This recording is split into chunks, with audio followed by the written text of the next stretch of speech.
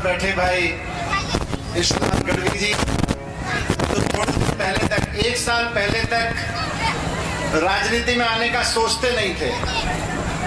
ये सोचते थे कि टीवी में बैठ के खबरें पढ़ के डिबेट करके आपके और हमारे मुद्दे उठा के, स्कूल के, किसान के, अस्पताल के मुद्दे उठा के हालात ठीक कर देंगे। लेकिन 1 साल पहले इनको भी लग गया कि बात बनेगी नहीं, इसलिए राजनीति में आ गए। मंच पर उपस्थित हमारे दूसरे साथी और आप सबके प्यारे दोस्त, भाई, नेता सागर भाई। सागर भाई को कितने साल से जानते हो आप लोग? कब से जानते हो? बहुत साल से। कितने? यहाँ पे बैठे हुए बहुत सारे नौजवान बैठे हैं, बच्चे बैठे हैं, थोड़े कॉलेज प्लस वाले। आप लोगों की उम्र इतनी नहीं है जितने साल से सागर भाई इस इलाके के मजदूरों के लिए और किसानों के लिए काम कर रहे हैं। सागर भाई एक बार आगे आ जाइए। यहाँ जो नौजवान बैठे हैं अभी उनकी एज इतनी नहीं होगी जितने साल से सागर भाई किसानों के लिए लड़ रहे हैं, मजदूरों के लिए लड़ रहे हैं, गरीबों के लिए लड़ रहे हैं। 35 साल से ये इलाके में 35 इयर्स 35 साल से इस इलाके में किसानों के लिए लड़ रहे हैं, मजदूरों के लिए लड़ रहे हैं, गरीबों के लिए लड़ रहे हैं। ऐसे सागर भाई आज राजनीति में आए हैं तो इसलिए क्योंकि 35 साल से लड़ के जो काम कराया, इनको समझ में आया कि दिल्ली की सरकार ने एक बार में करके दिखा दिया अगर ईमानदार राजनीति हो, इसलिए ईमानदार से राजनीति में आ गए। ये तब राजनीति में आने का सोचते भी नहीं थे। मैं भी 10 साल पहले राजनीति में आने का सोचता नहीं था, लेकिन आना पड़ा। नई पार्टी बनानी पड़ी, ये झाड़ू वाली पार्टी, आम आदमी पार्टी। हम लोगों को, मैं दिल्ली से आया हूं, जितनी बातें आपके बीच ईश्वरदान भाई ने कही, हमको राजनीति नहीं आती। ये सागर भाई को तो बिल्कुल नहीं आती है। इनको अभी कोई किसान आके बोलेगा मेरी जमीन छीन ली, मेरी जमीन पे ये हो गया, सरकार ये गड़बड़ कर रही है, उसके साथ बस में बैठ के चले जाएंगे, सरकारी दफ्तर में बैठ के लड़ आएंगे उससे, बाबू से जो रिश्वत मांग रहा होगा। इनको राजनीति नहीं आती। कोई बहन इनको आके बोलेगी मेरा ये हक मारा जा रहा है, मेरे को कुछ मदद चाहिए, उसकी मदद के लिए आगे आ जाएंगे, लेकिन राजनीति नहीं आती। ये ईश्वरदान भाई को भी राजनीति नहीं आती, इनको टीवी एंकरिंग करनी बड़ी अच्छी आती है। हमको भी राजनीति नहीं आती। और हमारे लीडर हैं अरविंद केजरीवाल, फोटो इधर लगा हुआ है। अरविंद केजरीवाल जी को भी राजनीति नहीं आती, लेकिन अरविंद केजरीवाल जी को स्कूल ठीक करने आते हैं, जो बीजेपी वालों को नहीं आते।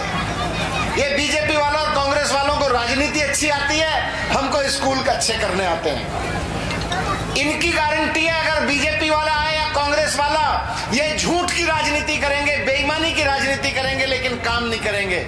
हमारी गारंटी है कि एक बार केजरीवाल जी को मौका देके देखो, आपके इलाके के स्कूल प्राइवेट स्कूलों से बेहतर ना हो जाएं तो कहना क्या कहा था। दिल्ली वालों ने मौका दिया, दिल्ली में हो गए। अभी पंजाब वालों ने केजरीवाल जी के नाम पे मौका दिया, वहां पे हो रहे हैं, दिल्ली में भी हो जाएंगे, यहाँ गुजरात में भी हो जाएंगे। बस इनको एक बार मौका देने की जरूरत है। ये परिवर्तन मांग रहा है। 27 साल से जिस चीज का आप इंतजार कर रहे थे कि कोई तो पार्टी आए जो हमारे बच्चों के लिए अच्छे स्कूल बनाए। शिक्षा से परिवर्तन आता है।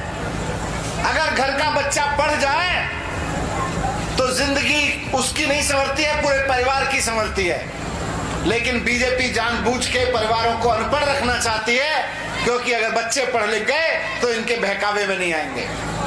इसलिए आज केजरीवाल जी पे भरोसा करके एक मौका केजरीवाल जी को दीजिए, बड़े परिवर्तन के लिए, स्कूलों में परिवर्तन के लिए, अस्पतालों में परिवर्तन के लिए।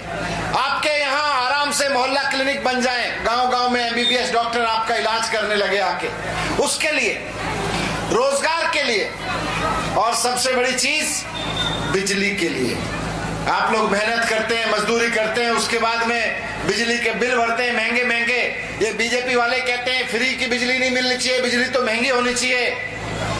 केजरीवाल जी को बिजली के बिल जीरो करने आते हैं, ये आम आदमी पार्टी वालों को बिजली के बिल जीरो करने आते हैं। तो मैं आपके बीच आया यही रिक्वेस्ट करने के लिए कि गुजरात में इस बार बहुत बड़ा परिवर्तन होने जा रहा है। इस बार पार्टी नेता मुख्यमंत्री नहीं बदलेंगे, बल्कि बदलेंगे इस बार स्कूल, बदलेंगे इस बार अस्पताल, बदलेंगे इस बार वो पेपर जो हर बार फूट जाते हैं, लीक हो जाते हैं और हमारे बच्चे एग्जाम नहीं दे पाते, नौकरी नहीं दे पाते, बदलेंगे वो।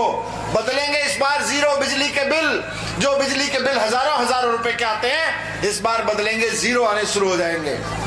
माताएं बहनें जो सोचती हैं 200 रुपए 100 रुपए अपने कुछ लिए ले आए, उनके लिए कुछ नाती पोते आते हैं घर में, उनके लिए कुछ कर दें, बेटी आती है उसके लिए कुछ कर दें, कुछ अपने लिए कर लें, उनको 1000 रुपए हर महीने मिलेगा। बदलेगा इस बार ये, बदलेगा इस बार ये कि लाखों नौकरियां लगेंगी।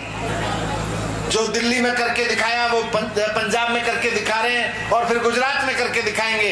लाखों नौकरियां लगेंगी और जब तक नौकरी नहीं लगेगी, नौजवान को 3000 रुपए का बेरोजगारी भत्ता दिया जाएगा। इस बार बदलेगा ये, इस बार ईमानदारी के लिए बदलिए, काम करने वाले के लिए बदलिए। बहुत बार बदलने के लिए कोशिश कर ली आपने, 35 साल हो गए एक्टिविस्ट करते हुए, काम करते हुए, लेकिन चीजें नहीं बदली। यहाँ पे कभी कांग्रेस आ गई, कभी बीजेपी आ गई, बीजेपी आ गई, 27 साल से बीजेपी है। तो मैं आपके बीच यही कहने आया कि जितना आप परिवर्तन की बात करेंगे, उतना इस बात की गारंटी है कि हमारे बच्चों के लिए अच्छे स्कूल बनेंगे, क्योंकि हमें स्कूल बनाने आते हैं। दिल्ली में करके दिखाया, अभी गुजरात में करके दिखाएंगे। अस्पताल बनाने आते हैं, बिजली के बिल जीरो करने आते हैं, ये सब आता है। ये राजनीति नहीं करने आती। जैसे जैसे गुजरात में माहौल बन रहा है, पिछले 5-6 महीने से गुजरात में माहौल बन रहा है कि भाई अब की बार केजरीवाल को मौका देके देखते हैं, एक बार झाड़ू वालों को मौका देके देखते हैं, इस बार झाड़ू पे बटन दबा के देखते हैं। वैसे वैसे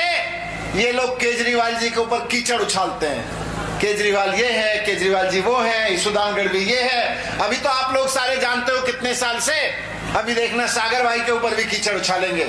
लेकिन इनके कीचड़ से मत घबराना, आप अपने पे अडिग रहना कि झाड़ू पे बटन दबाना है। ये दुखी करेंगे, सारे कांग्रेस और बीजेपी वाले मिलकर इकट्ठे होकर गाली देंगे केजरीवाल जी को।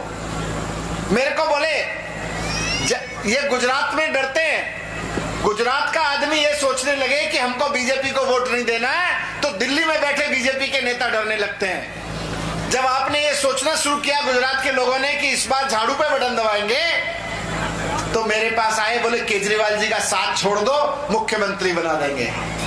मैंने कहा मैं बिकाऊ नहीं हूं, मैं बिकाऊ नहीं हूं। मैं जिस खानदान से आता हूं, उस खानदान का नेता घास की रोटी खा लेता है, अपने बच्चों को घास की रोटी खिला लेता है, लेकिन वो बिकता नहीं है।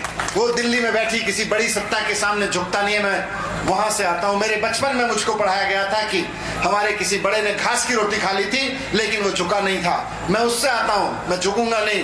ये मुख्यमंत्री के लिए मुझे झुकाना पहले मुझे डराया, बोले सीबीआई से फंसा देंगे, ईडी से फंसा देंगे, गिरफ्तार करवा देंगे, जेल में डलवा देंगे। मैंने कहा डलवा दो, मैंने कोई चोरी नहीं की, तो मेरे को डलवाने से क्या डरता है? डरेगा वो जिसने चोरी की हो, मैं तो डरता नहीं। तुम 2 महीने 1 महीने के लिए जेल में डाल देना, अदालत बोलेगी चोरी कहाँ हुई है, निकाल देगी बाहर मेरे को, मुझे अदालत पे भरोसा है। तो बोले तुम तोड़ के आ जाओ, कितने विधायक है तुम्हारे साथ, मुख्यमंत्री बना देंगे। मैंने कहा मैं गद्दारी नहीं करूंगा, मैं स्कूल ठीक करने आया हूँ, मुख्यमंत्री बनने नहीं आया। मैं अस्पताल बनाने आया हूँ, मुख्यमंत्री बनने नहीं आया। मैं नौकरी देने आया हूं, मुख्यमंत्री बनने नहीं आया। मैंने मना कर दिया। अभी आपके पास भी आएंगे, आपको ये कर देंगे, वोट दे दो, वोट दे दो, वोट दे दो। ये बीजेपी वाले वोट मांगते हैं फ्री में, और बाद में अगर उनको कहो बिजली दे दो, तो बोले जनता को फ्री में कुछ नहीं मिलना चाहिए, पढ़ाई नहीं मिलनी चाहिए, रोजगार नहीं मिलना चाहिए। तो आप सबके बीच यही निवेदन, यही विनती करने आया हूं कि इस बार झाड़ू पे बटन दबा के केजरीवाल जी को एक मौका जरूर दें। आप देखेंगे कि 5 साल में दिल्ली का बदल गया, पंजाब का बदल रहा है और गुजरात का माहौल भी बदलेगा। भारत